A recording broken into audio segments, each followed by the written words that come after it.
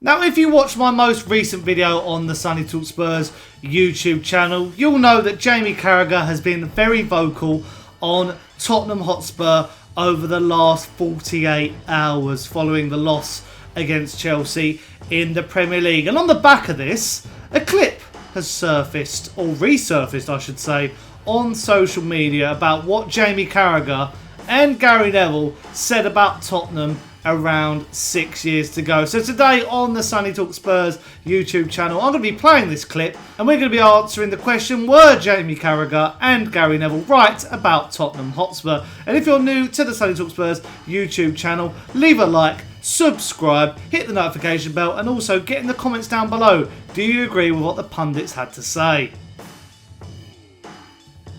So yeah, this clip has been doing the rounds and quite obvious really. Lots of people have been very vocal about the current situation of Tottenham, and not just Ange Postecoglou, because obviously people will know the flaws of Ange Postecoglou. Looks like he might be staying for a little bit longer. I'm happy about that. But more about Tottenham's ownership under Daniel Levy. I've made my thoughts very clear on this, but I'll lay it out again for you. I think that Levy has been a good businessman. He's got the club to a level, but now I think it's time for him to hand over the club and sell. It's time to go, Levy. I've had enough of you. It has not been good enough. You know, you've got us to a level. You've achieved us a lot off the pitch. You're a great businessman, but your footballing decisions are absolutely dire. So, without further ado, let's play this infamous clip from 6 years ago. Didn't recruit in the summer, and the team we're looking at now, I feel as if that was the team I was watching 2 years ago, which was brilliant, almost won the title with, you know, you stand still, you fall behind, and I don't think it's sustainable what they spend in the transfer market and getting into the Champions League year in, year out. That is not down to the sort of great business sense of the club or the board. That's to do with the brilliance of Pochettino and the players that they have at this moment, what he's actually getting out of them. But well, how do they ever go again? Are we just going to sit here for the next 10 years and say the same thing about Tottenham? Well done getting the Champions League. Is there not another level? No, Liverpool haven't won a title for 30 odd years. Yeah, we keep but they're trying. They're trying. They may not happen. No, are they really giving absolutely everything for Pochettino, Harry Kane, the players that they have? What are you asking for? What are you asking? You mentioned Liverpool going a long time without the league, but if you look at both clubs, they're trying to win the league. I think Tottenham are happy with top four, and it's just like, oh, got the money for the top four. That'll pay for the stadium. It'll pay for this. It means we won't have to spend much. We don't need to sign anyone in the summer because we've got this good squad. We've all got new contracts, whatever. At least teams are actually. It's not about they have to win. Actually try and win. Tottenham can't win if they don't bring a player in the summer, win the league or go for things. They can't. The robust Tottenham team that we've ever seen, we shouldn't get tired of them and start... Well, give them a bit of help. No. So the best team they've had for 30 years, the best manager they've had for 30 years, they're not spineless, they've got a toughness, they've got top players. Why not try and push it an extra level? The players they probably... Tottenham missed out on Mane through wages, Wijnaldum wages, both at Liverpool. You think of the impact Mane said. They bought Sissoko for the same price as Mane. Maybe Sissoko's wages were cheaper. Mane's a far better player than Sissoko. But that's this question, is the Gary. The best operator in football, Daniel Levy. He works within... What are you shaking your head at? I'm shaking my head. When you say the best... He's the best operator in football. He works with... Because they've got a net spend of 20 million. He doesn't get... What was the actual figure? I can't even remember if... 29 million. 29 million. They're in the Champions League every year. You've got Premier League money. How can you only spend 29 million? Stoke spend 60 million. They're in the Championship. £1 million. Well, you can't spend 29 million net Pochettino in 4 years. This is all going to fall away soon. Pochettino's going to move on, one of the players are going to move on, and they'll look back at this time, an opportunity... What are you advocating? They spend more than they afford? So they couldn't match wages for Mane. I mean, 6 years. 6 years ago that was, and nothing much has changed, has it? Very, very similar things are happening at Tottenham Hotspur. And even if you play what Carragher said over the last 24 hours, it's very, very similar to what he said in my recent video. And, you know, Gary Neville says he's a good operator. He's one of the best in football.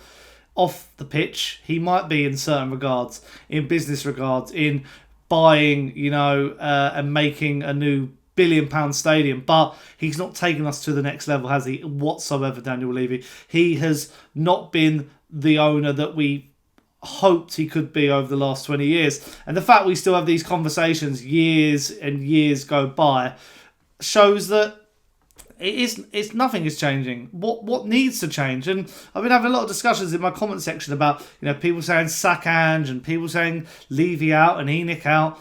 It's just a mess. It's just a mess, and it always is a mess at Spurs. No matter who's in the hot seat, no matter what players come through the door, I still believe there's a trickle down system, and Levy's at the top of that, and it gets dispersed throughout the whole football club, and it's just not good enough. It's highly frustrating. I, for one, am just sick and tired of the same conversations and going around in circles. I'm glad that Ange Postecoglou is going to be given a bit more time. It looks like, reports have said that they're not going to pull the trigger. They're not going to be reactionary. So if Levy is at the forefront of that decision, fair play to him. You've tried everything over the last, 20-year tenure. 14 different managers, all with different ideas and projects, and not one has really come to fruition. We'll have to see what happens, won't we? We'll have to see if Levy backs this manager that we want. We want him to back him, and see if Carragher and Neville's opinions change after that. And also, I wanted to play some clips about what Jamie Carragher and former Spurs striker Jermain Defoe had to say on the Monday Night Football. Jamie, of a game we really enjoyed on Monday Night Football last season between these two. Yeah, it did, and it was the first defeat under Ange Postecoglou, last season, and it was very memorable for the fact that they went down to 9 men. And I mean, just some of the action in the game was really fascinating, and it just gives us a real insight into what Ange Postecoglou was like as a manager. And I must say, this is still one of my favourite clips of all time in football, where this is just one of the most bizarre things we've ever seen. And it's still our actual picture on our group chat, on the WhatsApp group chat, because it's just Monday Night Football. We have a lot of laughs on there. Fascinating. Yeah. I mean, Cucurella goes through on here. They don't score on this one. And it was just a crazy game. It was, again, giving us a real insight into the manager. Again, this high line on the halfway line. The manager's shown he's not changing. Palmer's ball over the top. This time they do run through and score. But it felt like it happened so often in the game. And the game ran away from them. And you know what? They're probably losing the game no matter how they go about it. But 99 managers out of 100 would have gone deep block, try and make it difficult. But as we know, that's not Ange. Solanke starts the press. We saw him last season at Bournemouth. He does it so well. Cucurella, a little bit of fortune there. Brenda, he slips. Ben just goes through there. But I just want you to have a look at Solanke's movement. You don't really see them goals now from number 9s. The timing of the movement, the cross, and it's a fantastic finish. All he's got to do then is just, just try and make contact. Use me as your defender. There it is there. You see there, so he's not interested. He knows what he wants to do. Ben Johnson's there. He's looking, he's waiting. And just that split second there, just to get across that near post. And then once you get there, all you got to do is make contact. It's amazing. Let me switch around then. You would be the defender. What's the moment when you think, I've got to make that move? Are you just watching the defender, waiting until he's not looking at you, or is he looking at the ball? Is there a moment when you think you have to go? But, Carrie, you probably know better than me. I think at some point, the defender, at some point, he has to look, or even block. He has to look. Of course, it happens at 100 miles an hour, but for the centre forward, for instance, I'm waiting, I'm delaying. And even if you look there, as soon as you look, then I've just got to dart across. But when you do, you've got to do it with an intensity. And then, like I said, once you get there, you just got to make contact, and then that's it. But it was a fantastic goal. Now we go back to, again, and we just stop it now. The points I wanted to make, and that I made a lot yesterday about Ange's teams. You love the way he wants to play the game. It's so exciting. But I keep talking about game state. And the fact for me is you don't play the same way as you do in minute 1 to maybe minute 90. And also, what's the scoreline? So Spurs are now 2-0 up. And this game has been one of the fastest games I've seen. Not even just this season, in 5 or 6 years. Now, we know Tottenham are a pressing team. They want to press. That's the plan. So the ball now goes back from Badiashile to the goalkeeper. Now, as it stops at the goalkeeper, Dominic Solanke should not be pressing that goalkeeper. He's got too much time on the ball or pressing the defender. This is the time to say, OK, we're just going to sit here. OK, you can play a few passes around the back, but we're happy here. Now, he makes a mistake going, but there should be some information coming from behind him. You'd say, stay where you are. Where's the mid? There's no information because there's no midfield. Where are they? They're all just running all over the place. So you've actually got nobody behind Dominic Solanke to say to him, hold your horses, stay there. This game has been so quick. We're 2-0. Let's just take a breather. There's no information there because there's actually nobody in midfield. So he makes a poor decision. Then Kulusevski compounds it. Son does the same. So they're all chasing the tails here. 2 yards too late on every situation. And when you press that quickly, it means Chelsea move the ball quickly. So then before you know it, the ball's out in Jadon Sancho within 5 or 6 seconds, and then he's running at your defence. Now, he comes inside and he scores a great goal. But it's now 2-1. From that situation where you're 2-0 up. And let's get through. In the second half, we start fast again. If we can't get the third goal, we protect the 2-0. You mentioned about the manager that we had before. I love Ange Postecoglou since he's come into the Premier League the last 18 months in terms of the football they play. You know, it's exciting. They are the most entertaining team, I think, in the last 18 months who I've seen. And is there something to be said for that? Yeah, of course there is. And all of the supporters wanted their Tottenham back. And in some ways, he's given them their Tottenham back. They're exciting to watch. Almost everybody's second team. But you don't ever think they'd probably go on and win something. Now, is that a little bit unfair me saying that? Because do Tottenham ever win anything? You know, that's the point. Is this a team set up to win big things? Now, I said yesterday, if certain things don't change, eventually he'll be out of a job. And I don't want him to be. Because I enjoy watching him play a lot more than I watched previous managers of Tottenham play. But the fact when they're 9th, I think we looked at a graphic since this Chelsea game last season to where they are right now, the 9th in the table, it has to be better than that for Spurs. No. So yeah, they outlined the issues at Spurs that are quite obvious, aren't they? We, know where we need to change. We know what we need to do. I still think Ange Postecoglou is the right man to do this. I will back him for, as long as, I can. And I feel like he should be given till the end of the season. He should be given a go at these cup competitions that he's doing quite well in so far. And, with better recruitment, with better logistical management from the board level, I think we can achieve better. I just don't think it is under Daniel Levy. I think that Ange Postecoglou is actually being failed by Daniel Levy. And if we bring in Thomas Frank, if we bring in Iraola or Graham Potter, whoever, they'll just be failed. No doubt. It doesn't matter that Ange plays a high line and whatever. It still all falls at the door of Daniel Levy. And what's quite interesting is the comments that have followed from Cristian Romero, which I'm going to read out to you right now. So the first one was that he sort of did have a bit of a dig at the Tottenham hierarchy. He said, the truth is, I would say no comment, but Manchester City competes every year. You see how Liverpool strengthens its squad, Chelsea strengthens their squad. If one doesn't do well, they strengthen again, and now they're seeing results. Those are things to imitate. The last few years, it's always the same people responsible at Tottenham.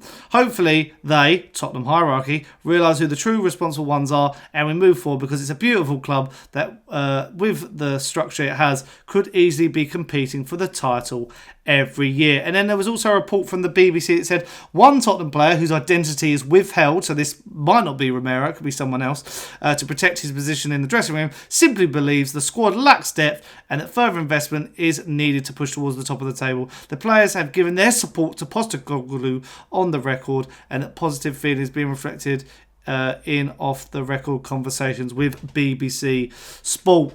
So it's good to see that the players are pulling in the direction. Lots of people say they're not playing for the manager, so they obviously are. They're just not really happy with, the hierarchy. And it does, not many players have called out Daniel Levy.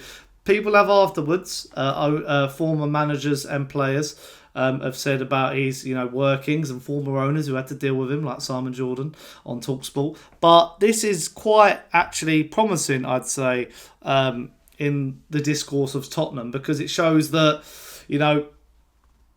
that people are now willing to call it out. It's being discussed on air. It's being discussed everywhere, which is very, very interesting on Sky Sports on Super Sunday. But I will say one thing. Simon Jordan, who I just mentioned there, did say maybe we'd be careful what we wish for if we get rid of Daniel Levy. I know you analyse quite closely what managers say, Simon. You had a smile on your face when you listened to Ange there. What do you think of what he is saying at this time to try and get around the fact that they get themselves in the driving seat and then they throw it away? Well, I always think there is something to be said about if you're doing something right that gets you into a position of ascendancy, why would you change it? It's the opposition that need to change, because they're the ones that are getting beat. In the two instances where he's had this put on his toes are against very good sides. Tottenham were not in control of this game. The game was still there to be taken, and Chelsea were in this game. And so the fact they went 2-0 ahead and caught Chelsea early, you could ask yourself, why did Chelsea put themselves in a position where they were 2-0 down before they got started? I think if you look at Brighton and you look at Chelsea, they're two very good sides. So the fact that Tottenham have gone 2-0 up against these sides and lost these games, I don't think is as telling as people might like to make it. I do agree with the principle of looking at situations, being pragmatic, but also if you're doing things right, why would you change something? How are you going to game manage 11 minutes into a game? When do you start managing a game? You're 2-0 up.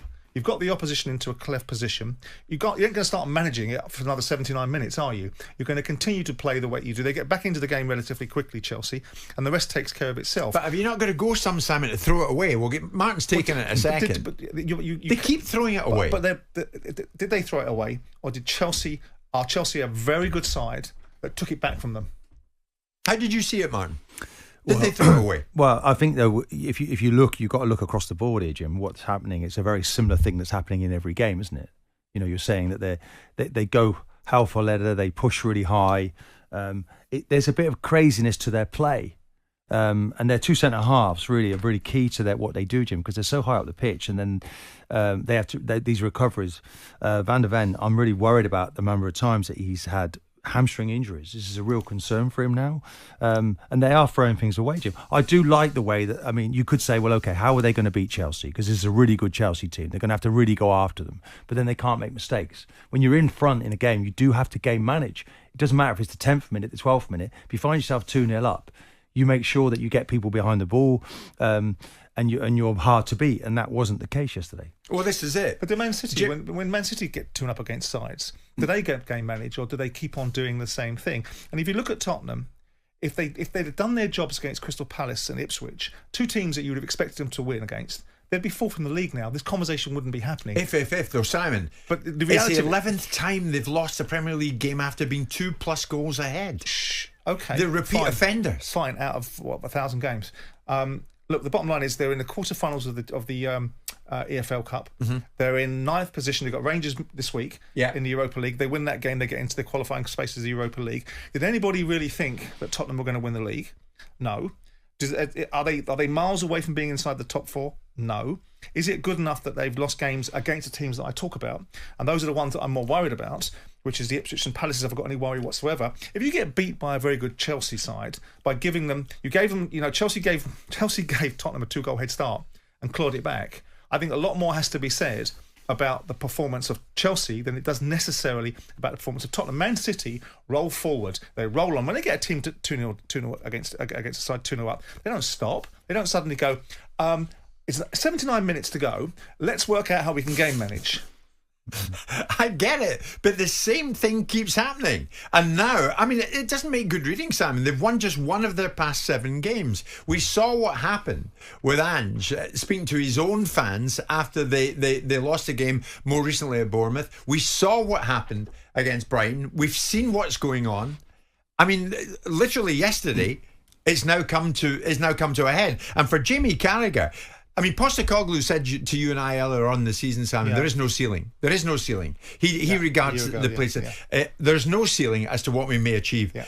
But in the boardroom, is there a ceiling? Because Carragher is now saying it could be time for Daniel Levy. Someone else needs to be in charge of the football club. Albeit, the stadium is magnificent and so is the training ground. But in terms of aspirations, in terms of what they may or may not win, maybe getting to the next level, the question mark has to be asked about Levy. So much so, Carragher thinks, time up. Well, the question will always be asked because you've got a football club that's all fur cut and no knickers, isn't it? It looks very good, but it doesn't win anything. So there'll always be this opportunity to weaponise it against the owner. Let's see how that works. Who's going to buy Tottenham and pay £4 billion that Joe Lewis and Daniel Levy will want? How does it work when you get someone in the door? Because it's working really well at the moment with Manchester United and Jim Ratcliffe, this new intellectual capital that's coming in. Just what happened on the field against Chelsea and Brighton has nothing to do with the owner. That's to do with the manager and what he decides to do in a game. Now, I do agree that in order for Tottenham to be more competitive, and you go back to the seasons when they lost the Champions League final, the argument is, why didn't they back it then? People come out, David Pleat sat in the studio and said it was nothing to do with Levy, it was to do with Mauricio Pochettino didn't want any new players. Pochettino sings a different song. The bottom line is if you don't win anything, and you're commercially a very successful football club, and you built a wonderful stadium, you're going to be sat in a situation where people like Jamie Carragher or anybody else, or even the Tottenham fans that have their moments with Daniel Levy, are going to sit there and say, time for a change.